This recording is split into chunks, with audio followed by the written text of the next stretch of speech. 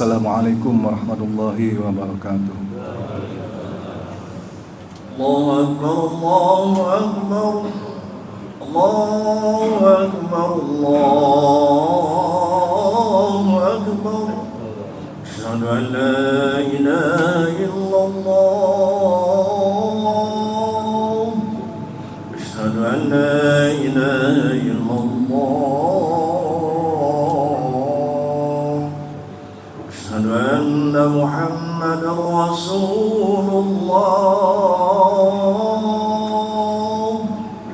Asyhadu anna Muhammadar Rasulullah.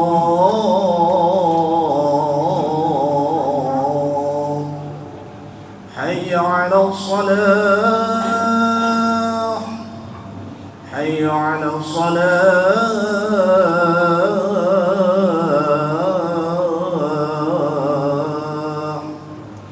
حي على الفلاح.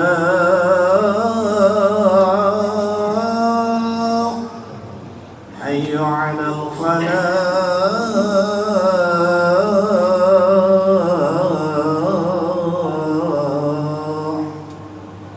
الله أكبر، الله أكبر، لا إله إلا الله.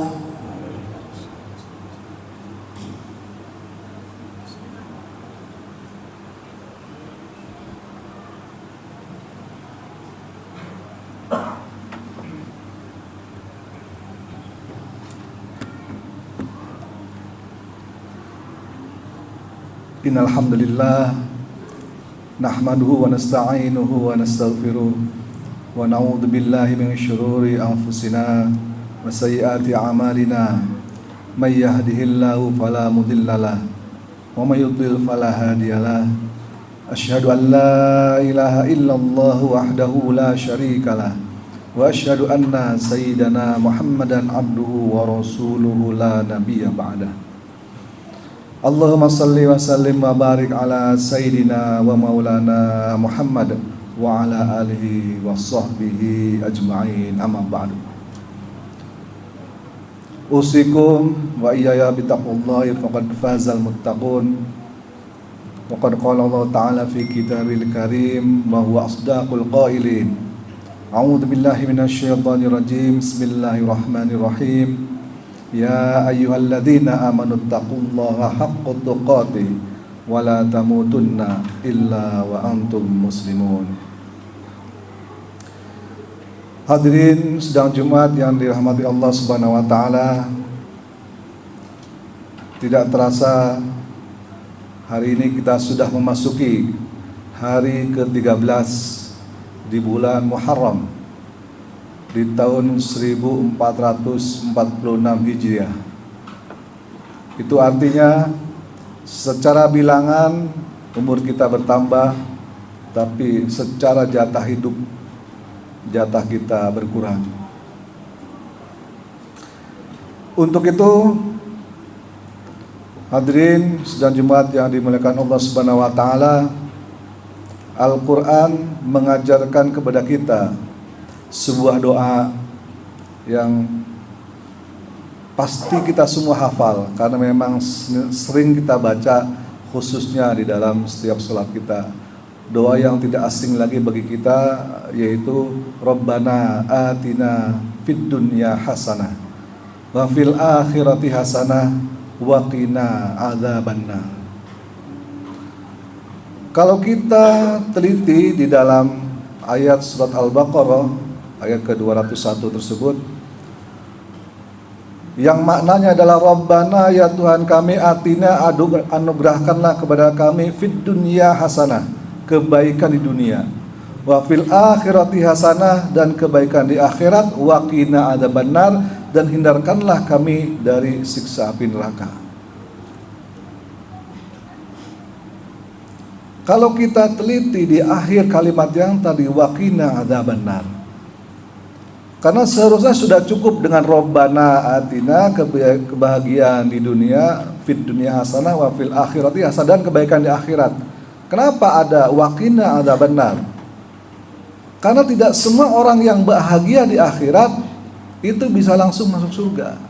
Ada mereka sebagian yang terpeleset dahulu sehingga gagal melewati, kata para ulama, jembatan Sirat, sehingga harus terjerumus terlebih dahulu ke jurang neraka, baru kemudian dengan syafaatnya Nabi besar kita Muhammad SAW, mereka yang terjerumus terlebih dahulu ke dalam neraka akan diselamatkan, dan pada akhirnya semua akan masuk ke dalam surga. Untuk itu Rasulullah SAW memberikan kiat-kiat kepada kita bagaimana untuk kita bisa mencapai kebaikan atau kebahagiaan di dunia dan juga kebahagiaan di akhirat tanpa harus terjerumus dahulu ke dalam api neraka. Apa kata Nabi SAW? Ada 4 hal yang membuat hidup manusia ini bahagia di dunia dan insya Allah sampai dengan ke akhirat. Yang pertama adalah zaujutuhu salihah. Jika ada orang yang di rumahnya mempunyai istri yang salihah, kata Rasulullah, itu yang pertama. Memang betul bahwa sebuah keluarga merupakan sebuah fondasi bangunan dari sebuah negara. Jika di dalam keluarga sudah terdapat keharmonisan, maka akan dengan mudah membangun sebuah negara. Itu sebabnya syarat pertama seseorang menjadi bahagia, dia mempunyai istri yang salihah. Apa ciri istri yang salihah? Yang pertama adalah jika dipandang menyenangkan atau menyejukkan hati. Mari kita sama-sama menjawab di dalam diri sendiri, apakah kalau kita pulang ke rumah kita melihat istri kita sudahkah menyejukkan hati kita? Hanya kita yang bisa menjawab. Ciri yang kedua adalah seorang istri yang salihah jika suaminya mengatakan sesuatu maka istrinya mengaminkan, menjalankan satu pikiran sejalan dengan apa yang dipikirkan oleh sang suami. Kemudian yang ketiga, seorang istri salihah cirinya adalah dia menjaga harta dan kehormatan suaminya manakala suaminya tidak sedang berada di rumah.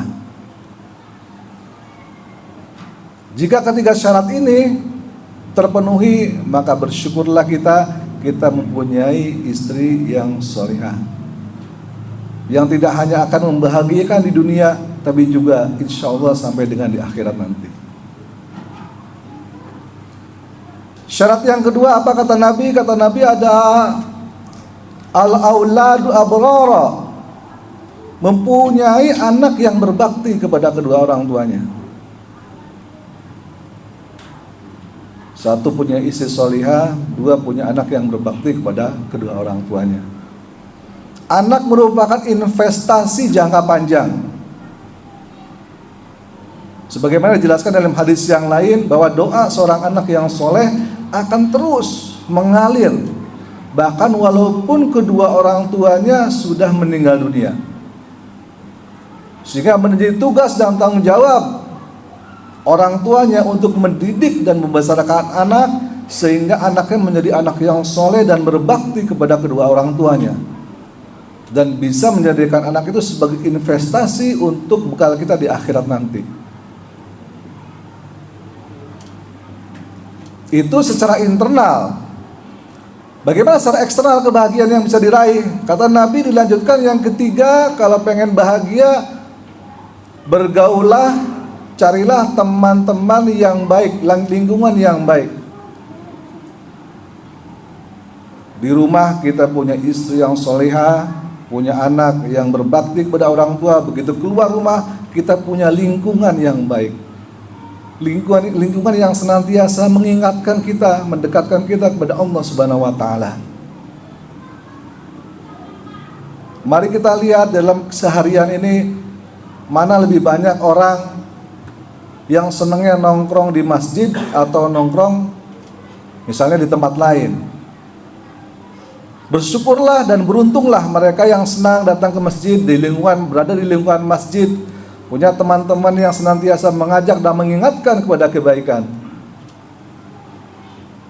Maka itulah salah satu ciri dari orang yang bahagia di dunia dan insya Allah sampai dengan di akhirat nanti. Kemudian yang terakhir, yang keempat itu apa? Rasulullah mengatakan orang yang mempunyai penghasilan di negeri sendiri. Karena kalau kita lihat begitu banyak orang yang harus bekerja jauh ke luar negeri. Betapa sulitnya kerja di luar negeri, di negara orang. Kenapa? Karena untuk mencari makanan halal aja sulit di sana. Untuk sholat juga sulit. Di sini enak kita. Ada istilahnya isoma, istirahat, sholat, dan makan. Bisa makan, bisa istirahat dulu di siang hari untuk zuhur, untuk jumatan, dan sebagainya. Kalau kita kerja di luar negeri, belum tentu bisa kayak gini.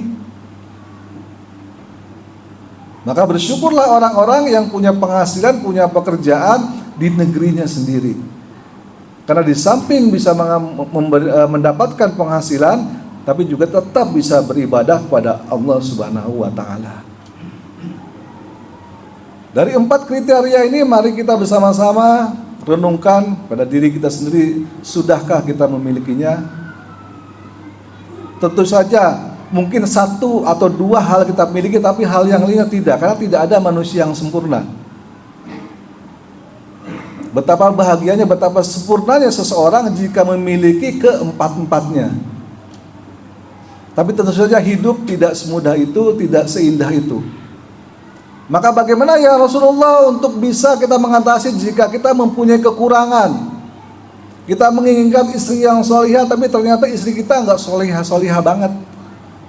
Kita menginginkan anak yang berbakti, tapi ternyata kadang anak ini berbakti, kadang melawan kepada orang tuanya, dan seterusnya. Bagaimana ya Rasulullah caranya? Kata Rasulullah ada 3 hal.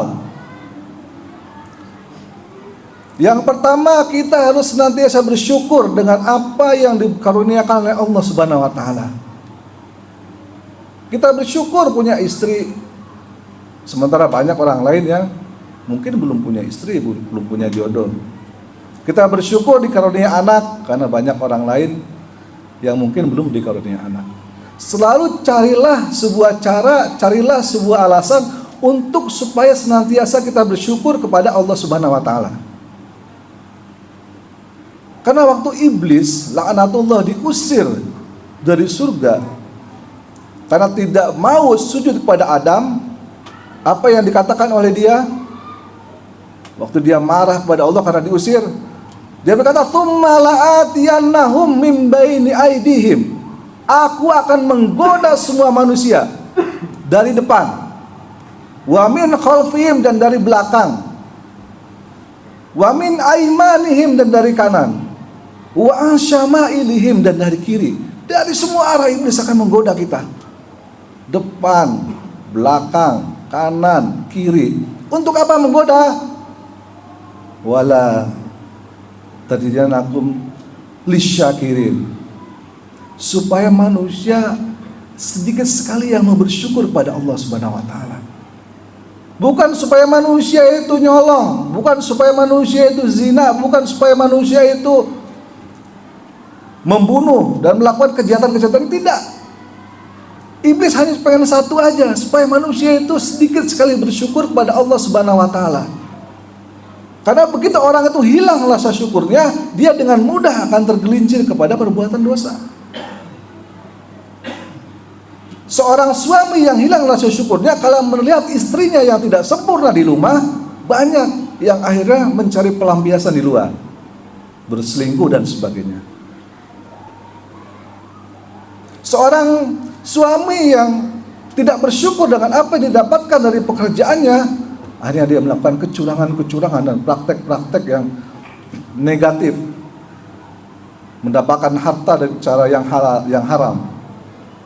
Kenapa? Karena dia tidak punya rasa syukur bahwa semua ini Allah berikan, sudah Allah rencanakan yang terbaik untuk kita semua.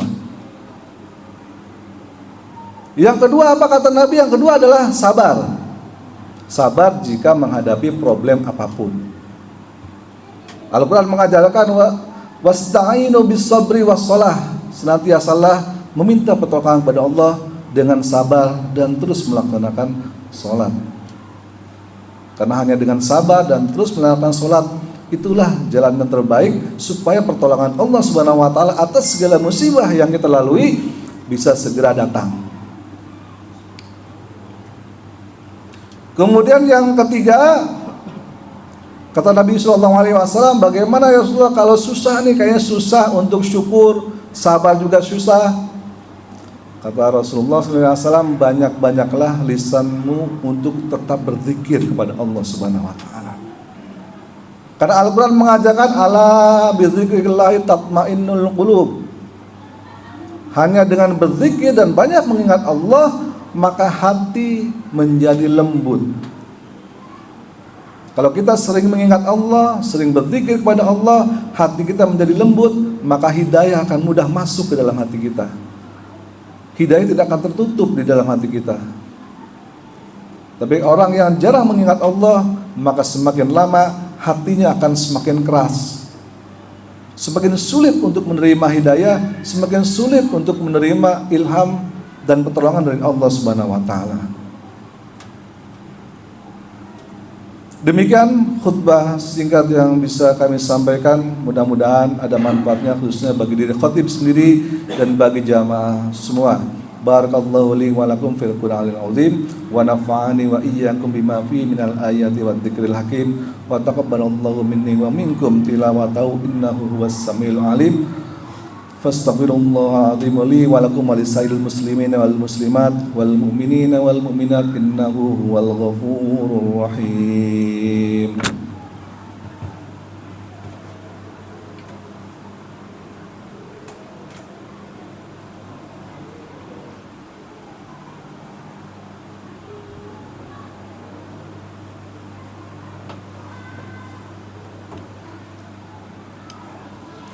Innal hamdalillah shalli wa sallimu ala Rasulillah wa ala alihi wa sahbihi wa mawala.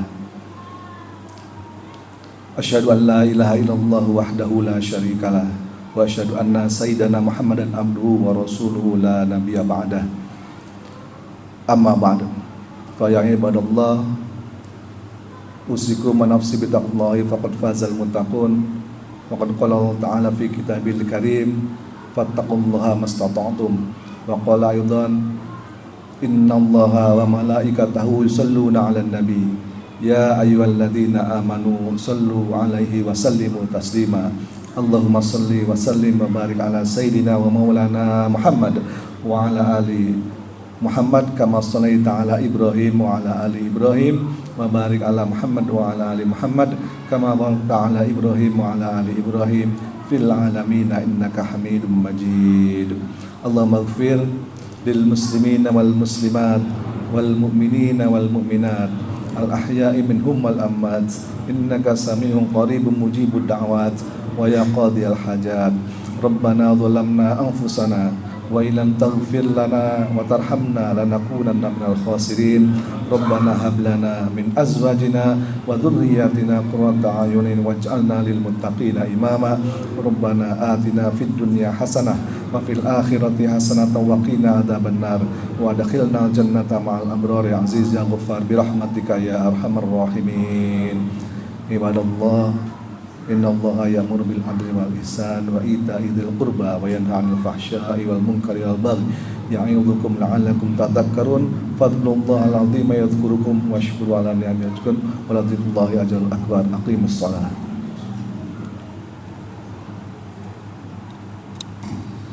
Allahu akbar, la ilaha illallah.